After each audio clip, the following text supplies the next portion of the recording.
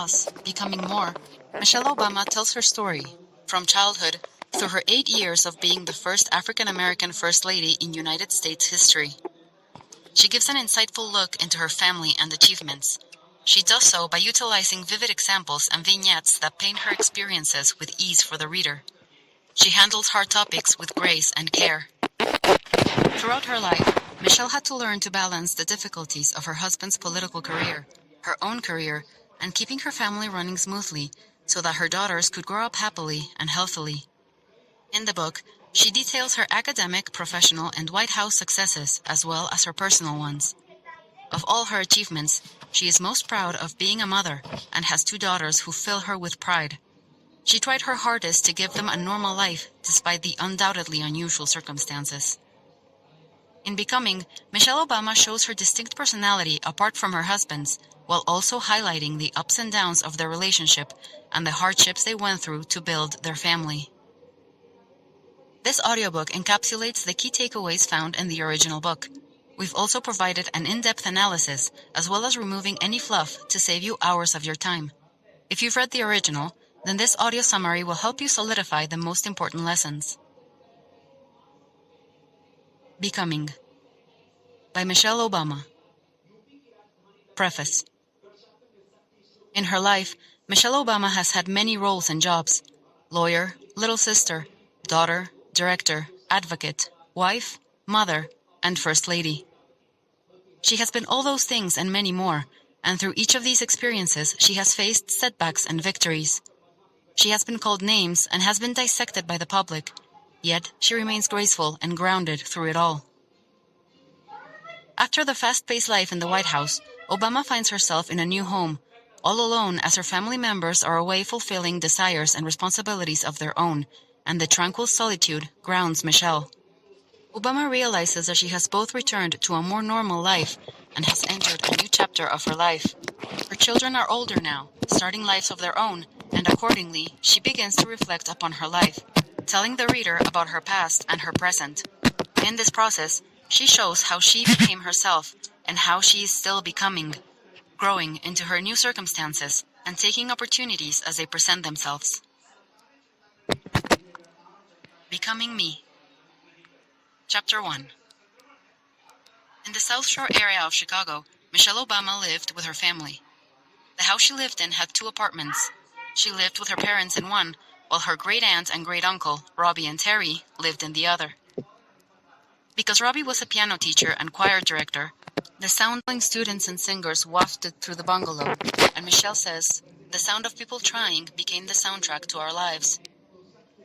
As she played with blocks and Barbies, Michelle felt safe in the bubble of her close-knit family. Early on, learning and reading were a fundamental part of Obama's young life, furthered by her mother. Meanwhile, Obama's father, an art hobbyist, gave her a love for jazz music and art. Further, she and her brother were always close. As a result of this strong family dynamic, Michelle spent her formative years living in a small, vibrant apartment. The downstairs apartment, where Robbie and Terry lived, was drastically different, more orderly and polished. Stringent Robbie liked things just so, and Obama's mother would always tell her that Robbie and Terry had gone through many hardships in their lives, urging Michelle to be understanding.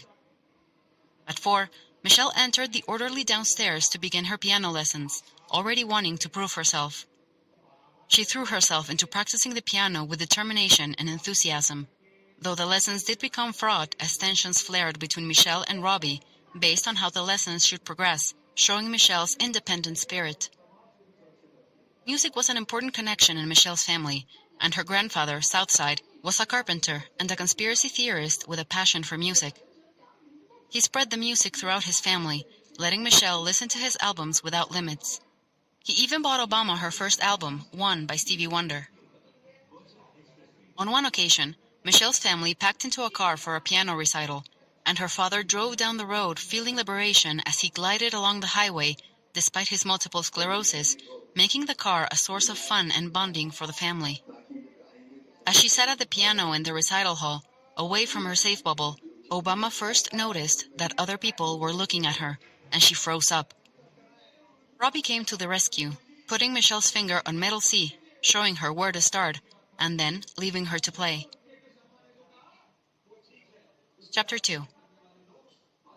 From the start, Michelle enjoyed learning, already knowing how to read ahead of many of her classmates. Moreover, the two brightest students in her class pushed Michelle to keep up. She was determined to achieve, even at such a young age. At home, she loved creating dramatic tales with her dolls, mostly keeping to herself rather than playing with other kids, preferring the neatness of her own private world of play. She'd gaze out of her window to people watch, studying the activities of Euclid Avenue and watching the mixed-race community at work as it switched from being mostly white to mostly black. The chaos of the transition of Michelle's neighborhood created a rowdy classroom setting in the second grade, and school became frustrating for Obama, whose teachers seemed unwilling to bring order and learning to the class. After she vented to her, Michelle's mother went to the school to get Michelle put in a new third-grade class. Her mother also encouraged Michelle to break through her solitude. At 10, Michelle began shadowing her brother Craig as he went around the neighborhood, which let her meet new kids. She'd play games with other girls, but one girl named Dee Dee would make rude remarks to Michelle, which culminated in Michelle fighting her. In the process, she earned Dee Dee's respect, though not a close friendship. Additionally, Michelle profoundly remembers trips in her father's Buick.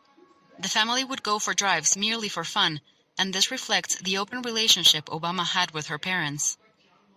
Her parents were blunt and treated her and her brother like adults from a young age. They made sure their children knew that being black would come with unfair judgments and made us vulnerable. They also wanted their children to know how important and helpful an education could be, and, relatedly, questions and inquiries were encouraged. Chapter 3. Michelle watched as her once easygoing brother became fearful, worrying about a number of things, but he especially worried about fire, which was a very real threat in Chicago. Her grandfather, Southside, had himself been a victim of a fire. Further, a young boy in Michelle's class and his two siblings had recently died in a fire, which was the first wake Obama went to. Her brother began to prepare the family for a potential fire, following the lesson of control what you can. As she grew up, Michelle became more outgoing. She spent much time with her extended family, which was large on both sides. On her father's side, her grandfather Dandy was loud and frequently yelled. Obama was the one person in her family who would talk back to Dandy, and she loved him despite how he yelled at her grandma, who silently took the yelling. Often irritable, Obama's parents tried to explain Dandy's past. Dandy was born in 1912 as the grandson of slaves and had been a young adult during the Great Depression. Eventually, he moved to Chicago after he lost his job, fleeing racial oppression and chasing industrial jobs. Yet, things for him were not easy, and Dandy struggled and worked hard to earn anything he could. Racial discrimination made getting steady work even harder.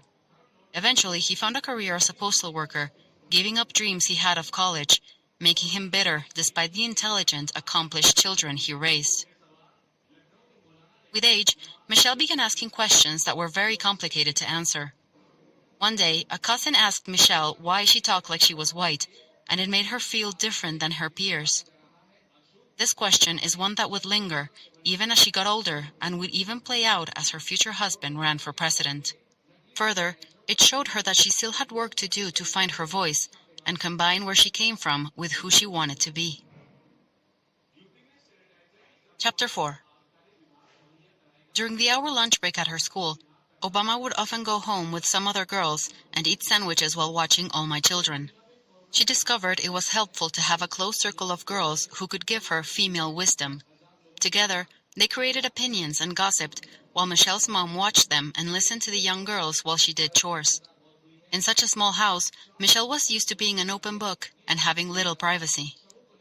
She went to a mediocre school, but it felt like a second home to Obama. The school was reported in the newspapers to be deteriorating along with property values. Nevertheless, Michelle's mom remained in the community and became a member of the PTA to fundraise and do other activities to improve the school.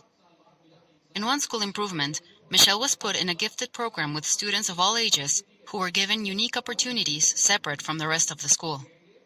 Michelle would share the events of her day with her mother, who was a homemaker. Michelle's mom was also quite resourceful, finding a way to work within the family's budget, doing her own hair and nails. She made puppets out of old socks or changed the arrangement of the furniture to freshen up the living room. At Christmas, she'd get crafty and create a fake chimney out of cardboard. Her personality was even-keeled. She was supportive and a good listener. By the time she was 14, Michelle felt grown up, but also had to learn to endure the troubles of becoming a young black woman. She learned to not look at gawking men and not to walk alone at night. With the anxieties came joys, such as her first kiss with a boy named Ronald. Chapter 5. When Michelle went to high school, her mom returned to work as an executive assistant because they needed the money so that they could send her brother to a Catholic school that had both a good basketball team and intellectual rigor. Meanwhile, Michelle went to Chicago's first magnet high school, which was starting to become the best school in the city. Getting to her school required a 90-minute commute, and as she arrived, Michelle felt small and insecure as she questioned whether she was good enough to be there. The protective comfort of having her older brother at school with her. She was a smart girl among a bunch of other smart kids, which scared her. The school gave her exposure to kids beyond her neighborhood, and she discovered the African-American elite, who had wealthy parents and access to many luxuries that were unfamiliar to Michelle, and she saw the power of privilege that was ready to connect some, but not all of us, to the sky. As she settled into the school, her confidence improved because she began to get good grades, and her intelligence was encouraged. She didn't always get A's, but she put in the work and would study hard to try to close the gap between her and her peers who could get A's easily. Michelle's family remained important. Her brother left to attend college at Princeton, and his absence was felt. Further, her parents remained supportive. Michelle refused to ask them to pay for a school trip to Paris, assuming they wouldn't have the money, but her parents sat her down and encouraged her to go on the trip. High school for Michelle was filled with a social life. She became good friends with a girl named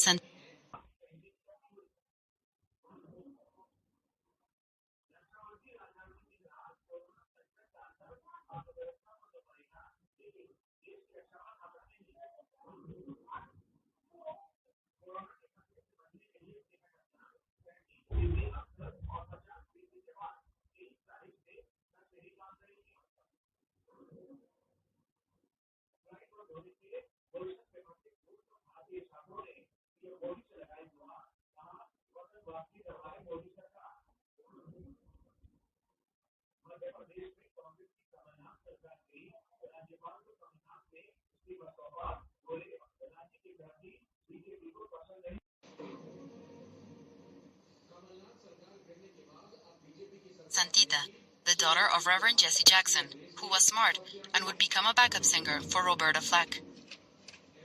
Santita's house was full of political activity. His family led to Michelle getting into the political. Jesse would go on this African-American to Russian citizen. At the time, politics Michelle little sick, someone who liked to be neat and orderly. Politics seemed too messy for Michelle. Wanting to follow her brother's lead, Michelle told a college counselor she was interested in Princeton, and the counselor harshly told her she may not be a fit for Princeton, which enraged Michelle.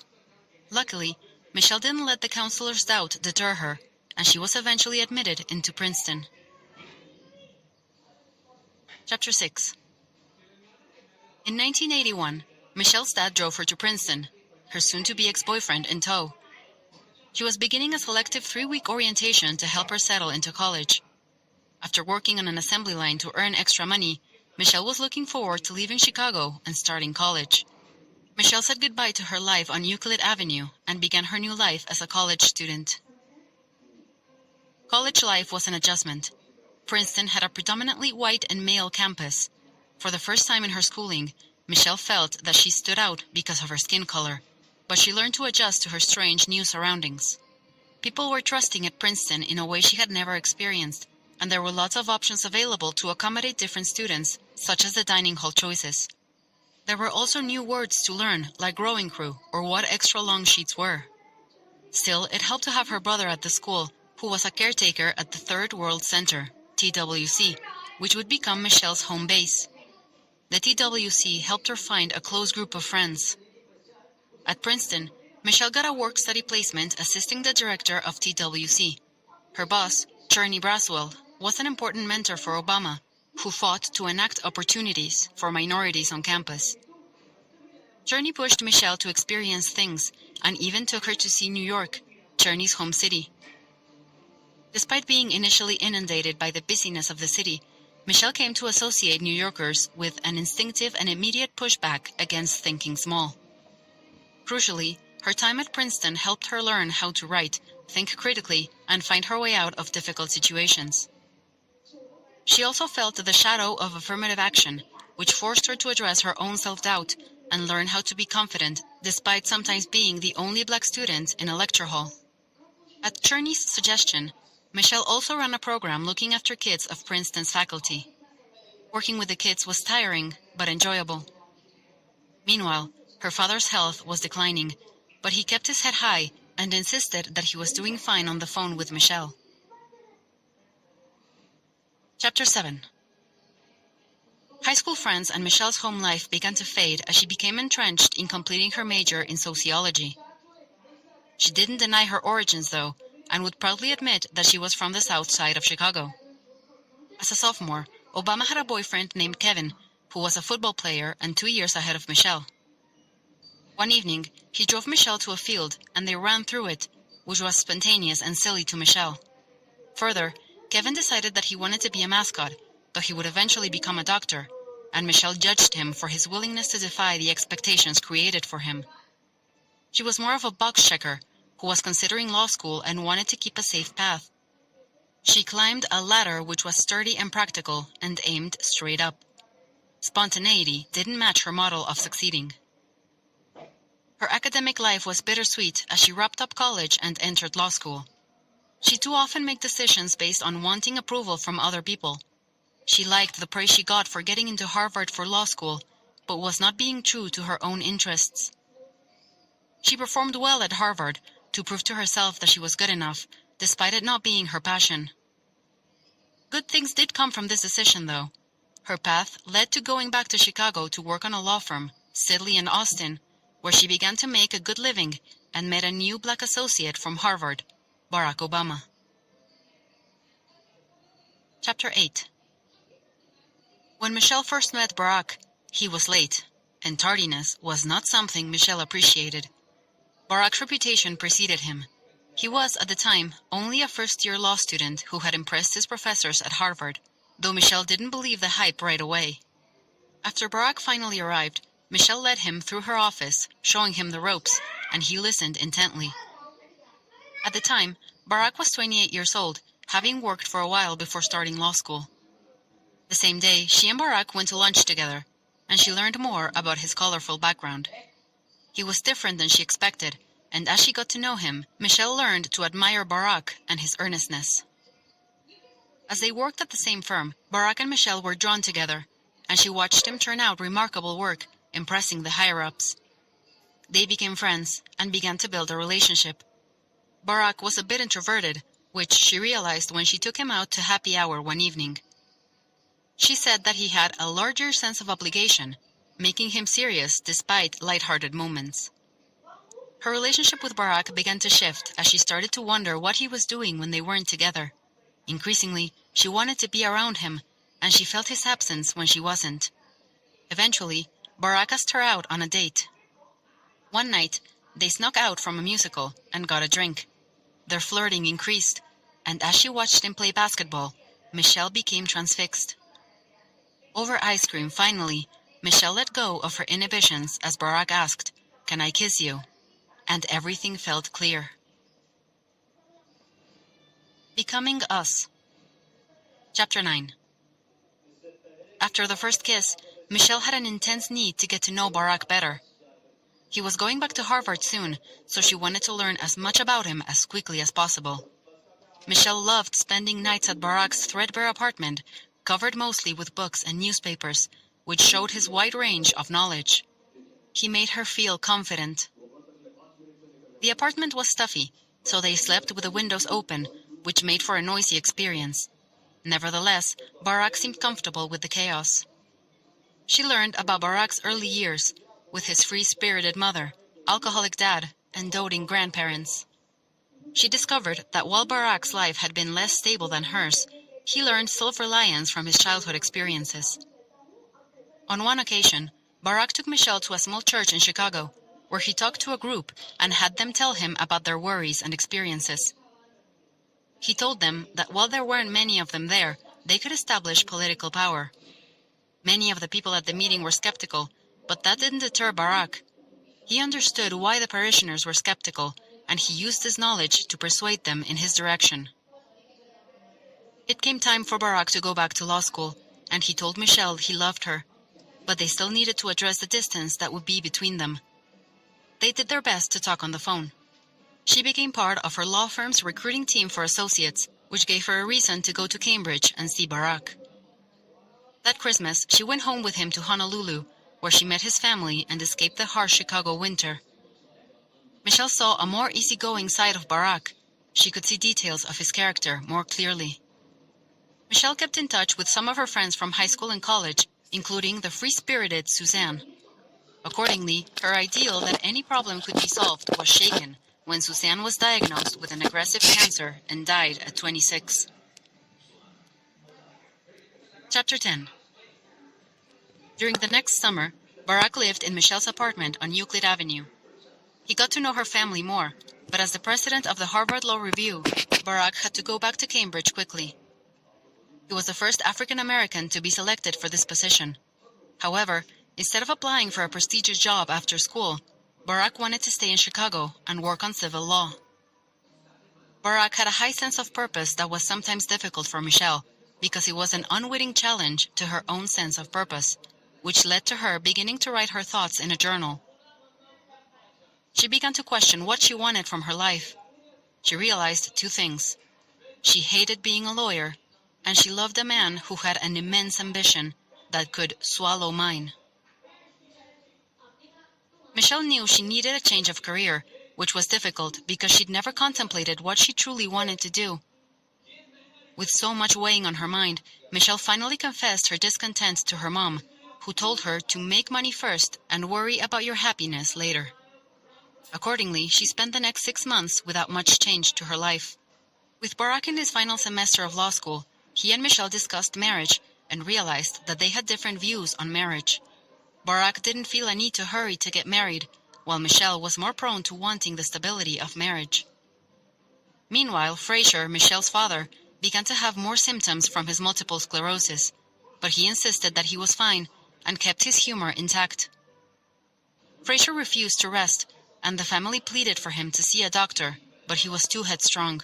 He never gave in to his illness, but eventually he had a heart attack and died. Chapter 11. The loss of her father was devastating for Michelle and put the whole family on edge, but it also motivated Michelle to reevaluate her life. She didn't want to die being a lawyer and didn't want to wait to do something that was fulfilling. She began to do research to figure out what she wanted to do. You have a new message. Eventually, Michelle was introduced to Valerie Jarrett, the deputy chief of staff to the mayor of Chicago. She was offered a job at the city hall with a significant salary cut.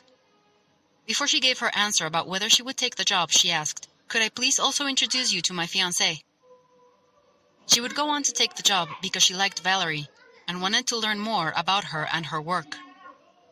After graduating from law school, Barack moved to Chicago to live with Michelle.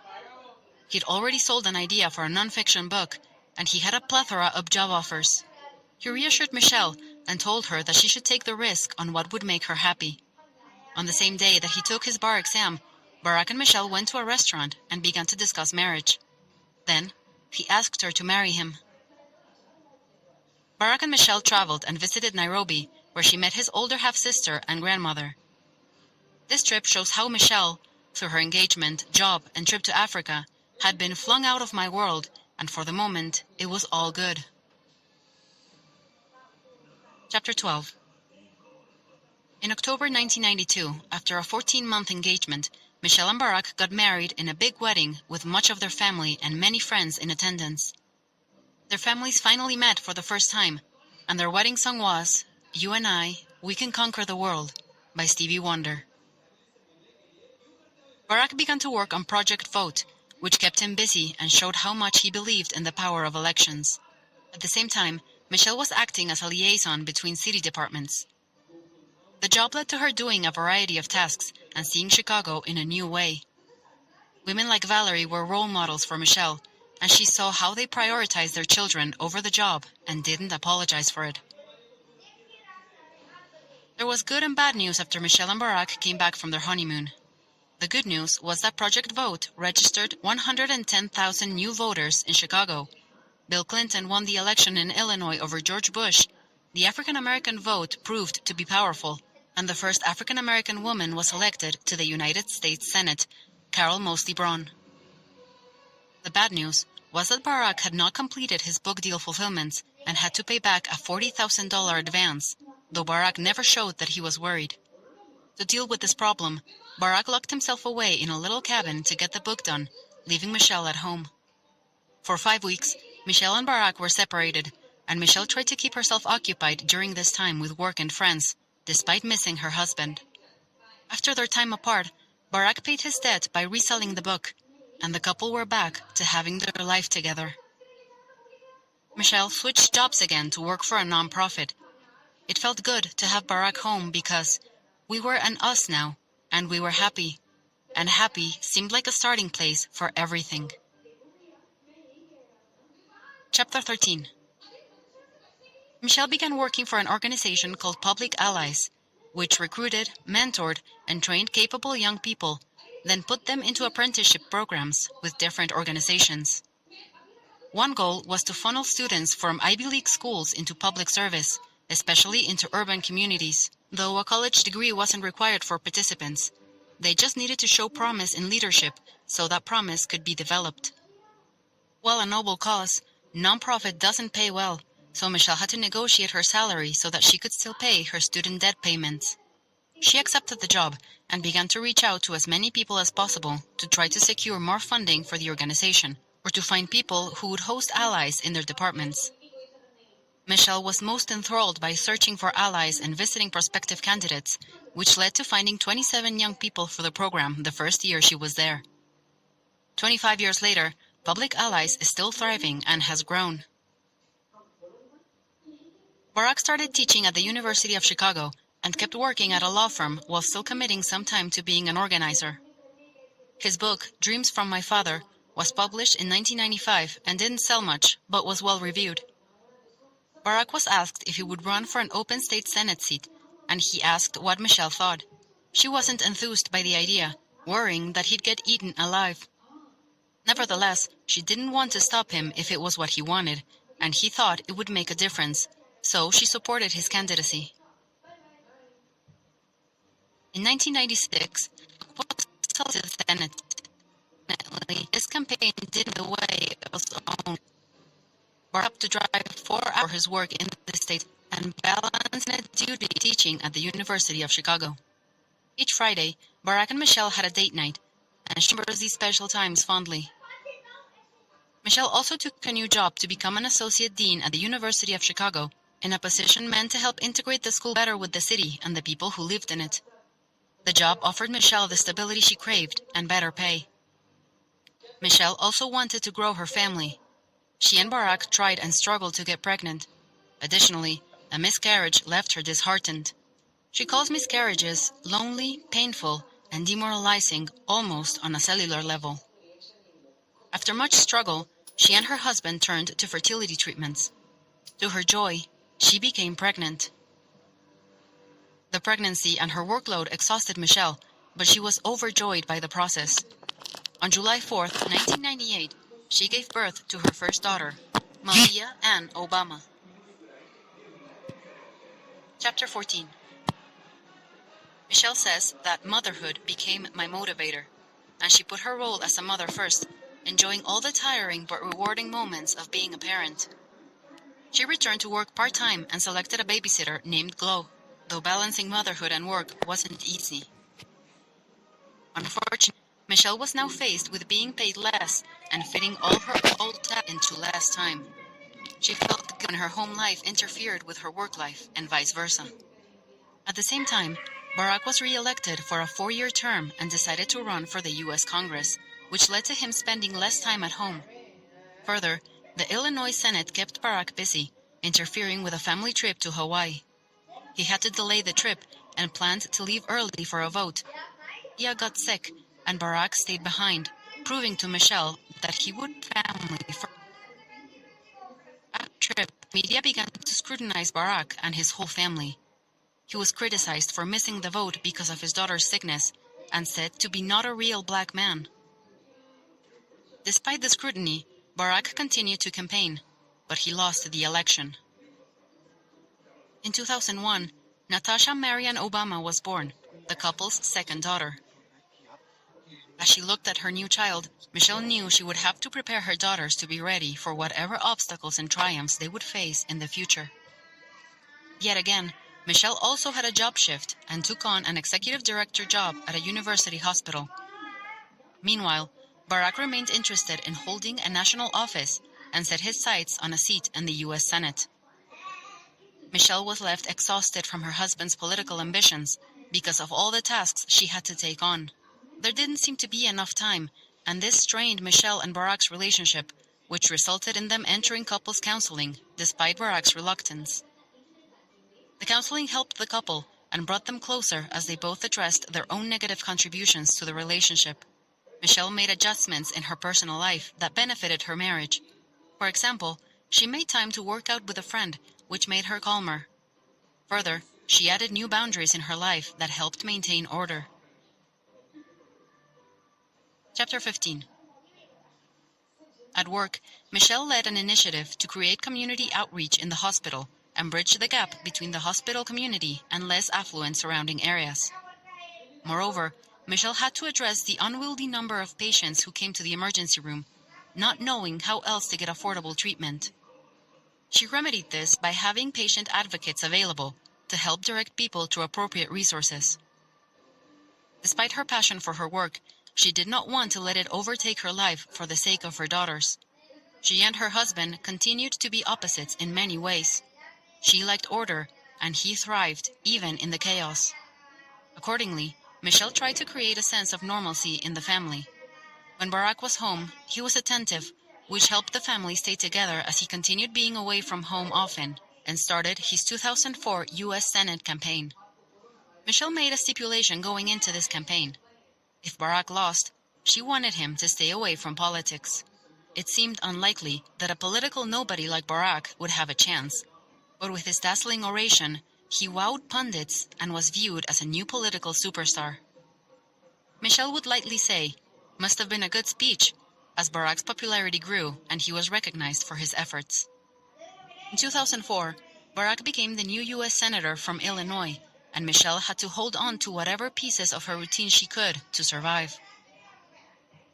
Michelle remained in Chicago with her daughters, and Barack came home when he could.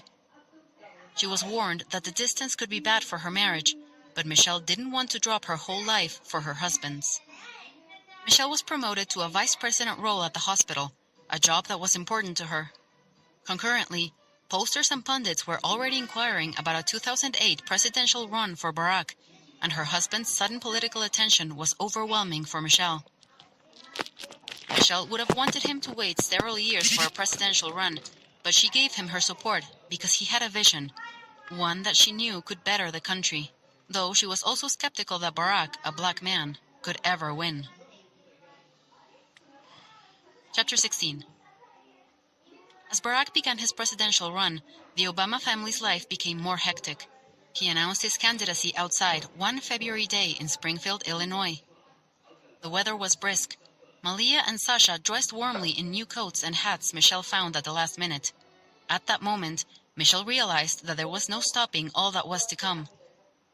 Over 15,000 people gathered for the event, and it was shocking to Michelle that so many people showed up.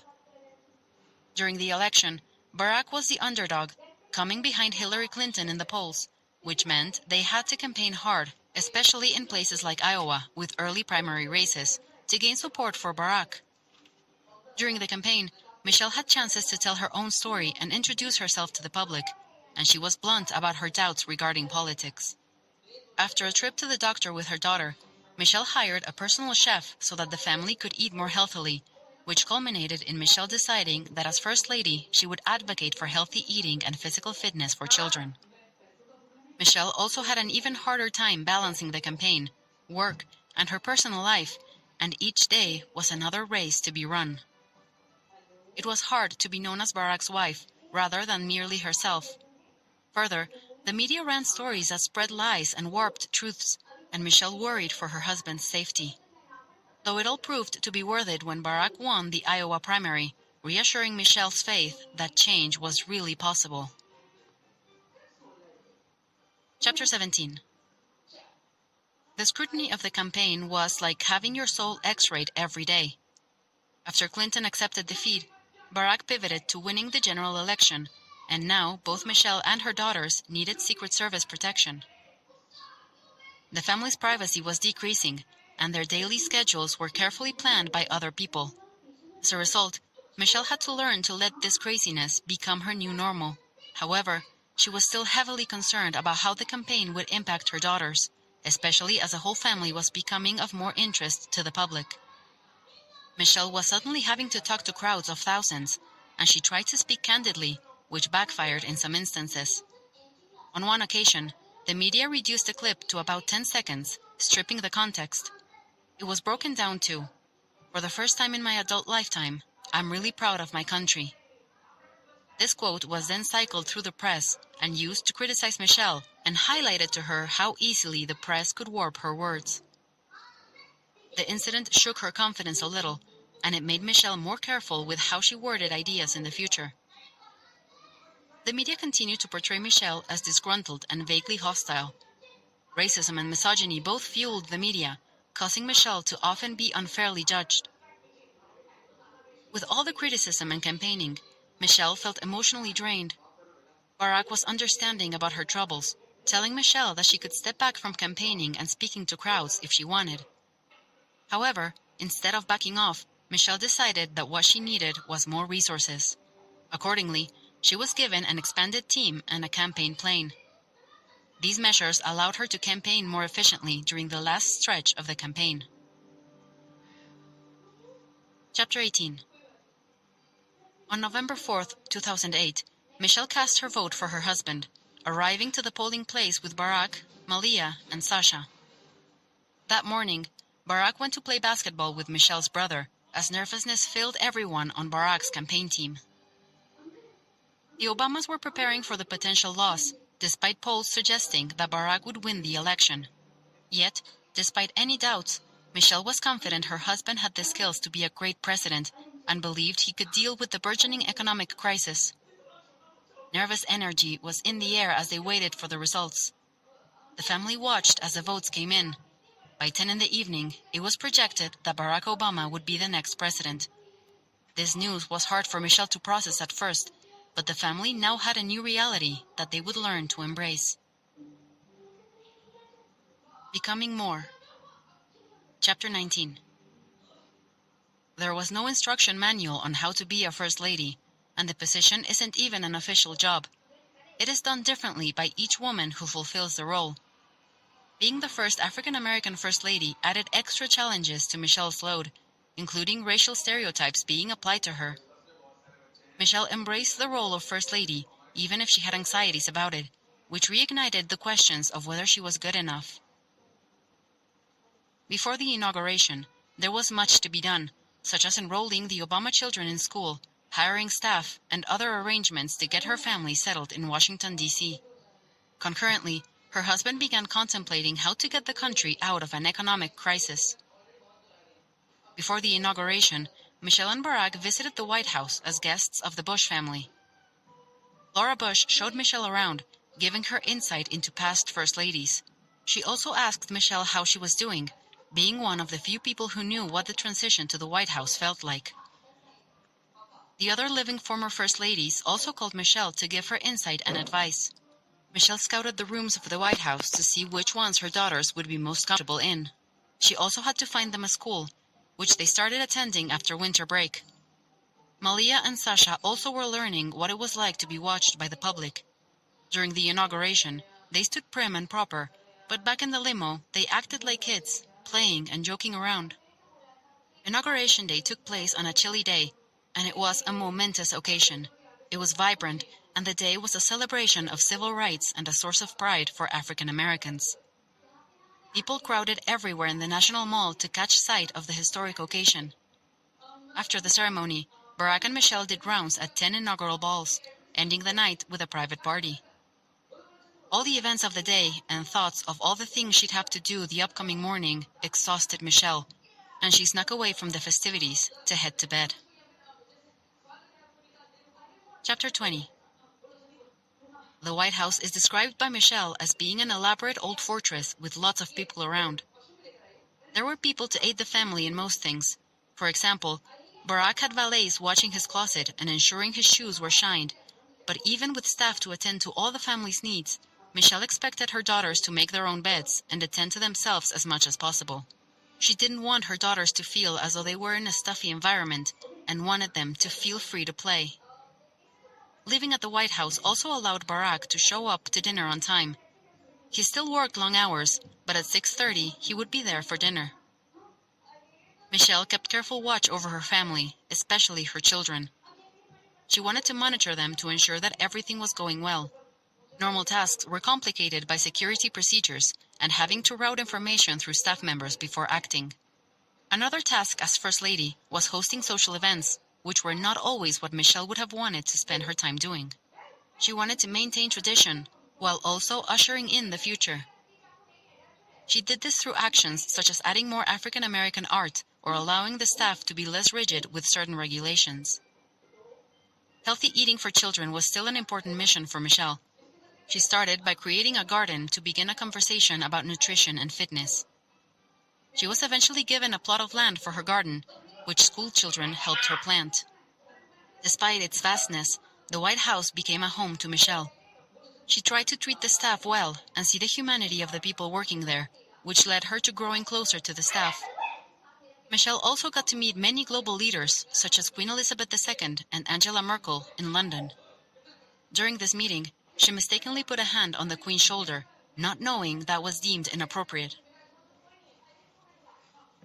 Chapter 21.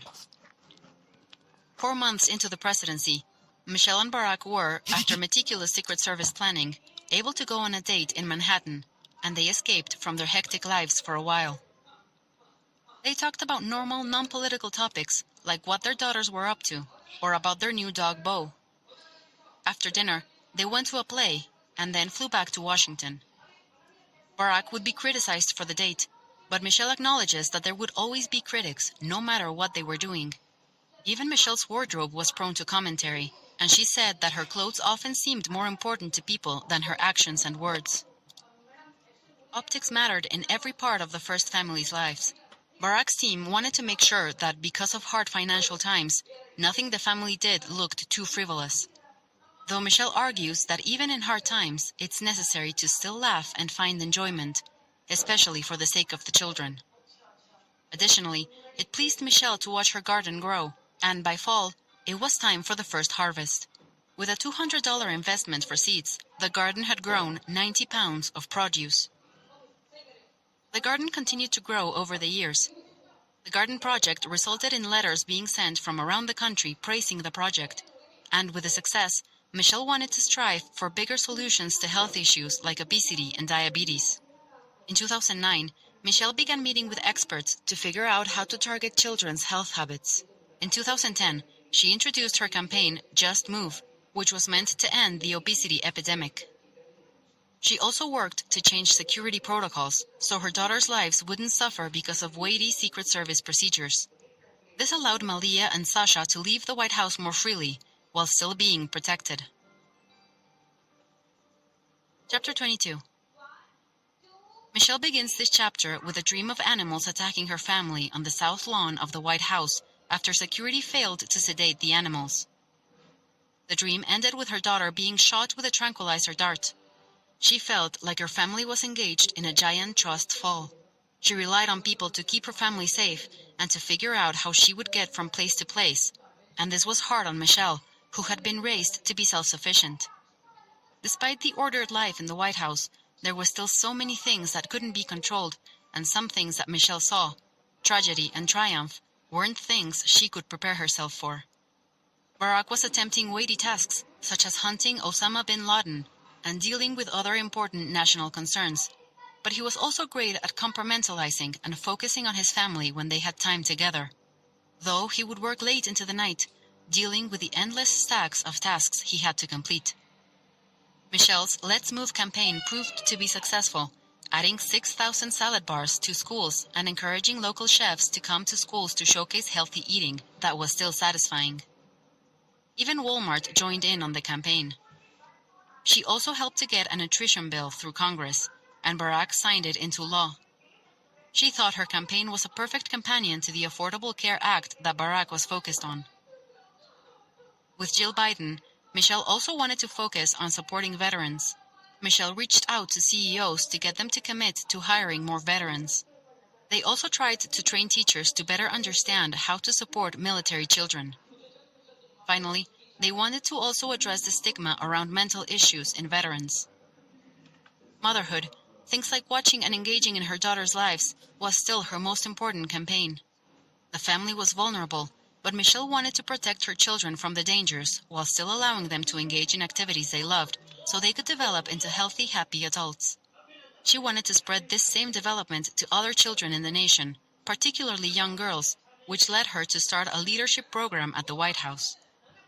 Friendships were also something Michelle prioritized, inviting close friends to Camp David for special weekends she called boot camp. One night, she came home from one of these weekends and was told that Osama bin Laden was killed, and no Americans had been killed in the process, which was a victorious night. Chapter 23. Life in the White House was inevitably busy, and Michelle says that the time for reflection was too little. As the 2012 election came close, Michelle refused to slow down. She put extensive pressure on herself when making public appearances and with her policy initiatives. Getting Barack re-elected weighed heavily on everyone, especially as Republicans made the summer of 2011 difficult for Barack. Economic woes made people nervous and skeptical about Barack's job as president. Around this time, Michelle also took a trip to Africa that stayed on her mind. She was inspired by young women who started businesses and were trying to do well for themselves. Further, she got to meet Nelson Mandela, and she could feel the dignity and spirit that had coaxed equality from a place where none had existed when she met him. This trip greatly inspired Michelle. In the fall of 2011, it was time to go back to campaigning, and the campaign led the Obamas across the country. Barack would consult Michelle on slogans and campaign strategies because, as she says, I kept myself happily steeped in popular culture, and she knew how to stay connected to the American people. On Election Day in 2012, she and her family sat waiting for the results of the election yet again, an election which she said was more fraught than any other. They were worn out by the campaign, and she was relieved when Barack won all but one of the battleground states. 5 weeks later, tragedy struck when a shooter opened fire in Sandy Hook Elementary School.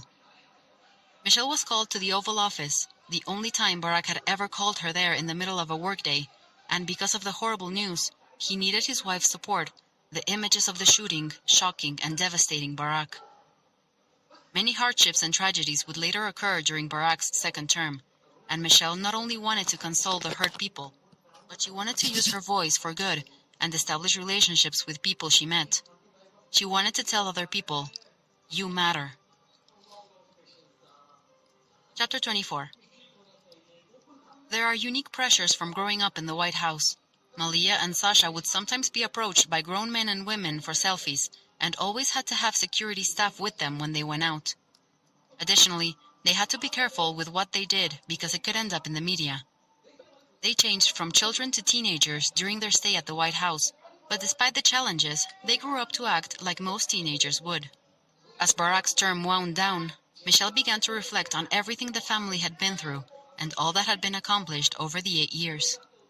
For instance, obesity rates were found to be leveling off, showing that her Just Move campaign was helping. The economy was recovering, and the Affordable Care Act held up under Supreme Court examination. In June 2015, the Supreme Court decided that same-sex couples had the right to marriage. Yet, there were still many issues that needed to be addressed. On the same day that marriage equality was granted, Michelle and Barack went to the funeral of Clementa Pinckney, a victim of a racially motivated shooting. Further, no gun control measures had been taken up. Police brutality was becoming more salient in cases occurring throughout the country, showing that racism was still a problem. Epilogue. On January 20, 2017, Barack and Michelle left the White House for the final time. They had to say goodbye to the permanent staff, housekeepers, chefs, butlers, etc., who had become like family. This was especially hard on Malia and Sasha, who had known some of those people for a large portion of their lives. They were given a gift of 2 flags. The new administration felt overwhelmingly white and male, and feeling emotional about the change of ideals in the White House, Michelle stopped even trying to smile during the inauguration of Donald Trump. With her life as the First Lady behind her, Michelle now is in a fresh part of her life.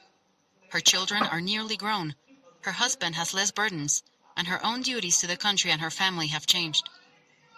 She considers herself a work in progress. She says astutely, "For me, becoming isn't about arriving somewhere or achieving a certain aim. I see it as a forward motion, a means of evolving, a way to reach continuously toward a better self." In all her roles, she still has plenty to learn and always has the potential to grow. She says that the road to becoming requires steadfastness and patience. Ultimately, the process of becoming cannot be done in isolation. It requires listening to others and learning about their own stories and experiences. Further, it is about each person acknowledging their own stories and embracing them. In 2015, the candidates for the presidency were already competing to take Barack's place, but Michelle focused on her new initiative, Let Girls Learn, instead of being too entrenched in the election right away. Michelle and her husband wanted to change perceptions about what made a young woman valuable to society. She also wanted to give young people political hope. For the 2016 election, she stood behind Barack's former competitor, Hillary Clinton, not wanting to allow a bully to be president. Disappointment fell upon the White House when Trump was elected president, but she left her disheartened staff with a message that everything was not lost and that people needed to continue forward in the pursuit of progress. This has been an